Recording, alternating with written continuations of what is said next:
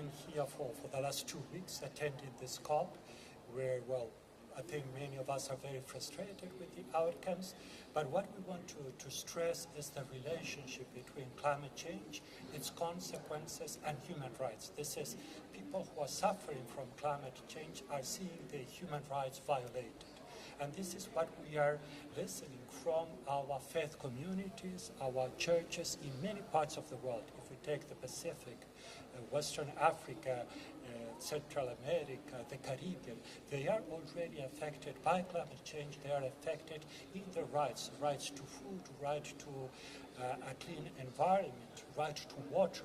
So as faith-based communities, we're trying to bring this concern of the human rights of the vulnerable populations, of the victims, to the climate change negotiations arena. And is that a message that has been generally accepted? Is it widely recognised that some of the rights you've mentioned are being abused and are not being adhered to? I think more and more this is being recognized, but we don't see yet a strong commitment from the parties in order to respond to the human rights violations. It is important also to stress that in Geneva, at the Human Rights Council, there have been a series of activities dealing with climate change and human rights. For instance, we have reports from the Special Rapporteur on internally displaced peoples, focusing on how the rights of these peoples are affected because of climate change. Because if we have droughts, if you have floods, you will have a lot of people who are displaced because of climate change, and this is affected. The same in the case of the Special Rapporteur on food.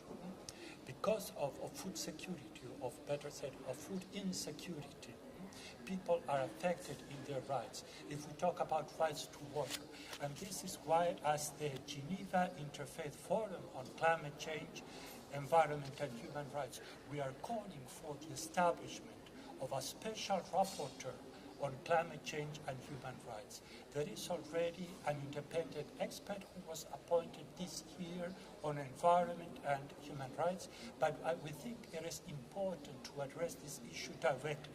Therefore, to have this special mechanism of the Human Rights Council, a special rapporteur to look in depth to the relationship between climate change and human rights. Okay, thank you. I'll come back to you in a moment. Where does spiritualism fit into the debate about climate change and human rights? Where does it stand? How do we include spiritualism in the debate? Well, this debate is about people. People are suffering. People are in a situation of vulnerability. Some people already have lost their lives. Some other people are telling, I heard in the country presenting yesterday, that so many people are being affected. And spirituality and faith, religion, is also connected to people. We hear people, we're there to serve them. It's like 80% of the population belongs to one faith or another in our planet. So in a sense, their voices are not being heard through their governments. Their demands are not being fulfilled throughout the negotiations. So we find that faith-based organizations like ours have a duty of care towards our people. And our duty is to express their voice, to bring their voice to the negotiations, to make people aware that faith is there for them, because it is something that is in both ways. You relate to your faith, you relate to God, you relate to spirit, but also the people who are there for you, they need to bring that back.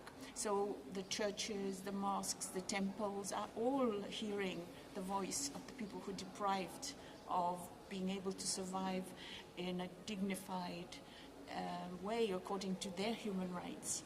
So this is the reason why we have tried in Geneva to unite from different faith-based organizations and geographies, we would say, or departments of spirituality and religions, to bring that voice.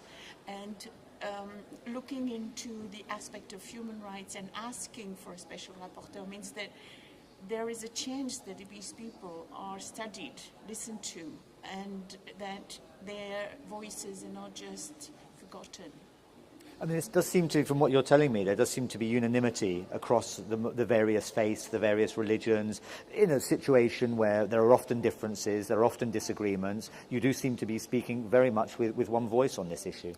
What has happened is that we have united to talk to each other, and in almost all faiths, nature is just as important as God himself, because God has given nature for human beings to take care of.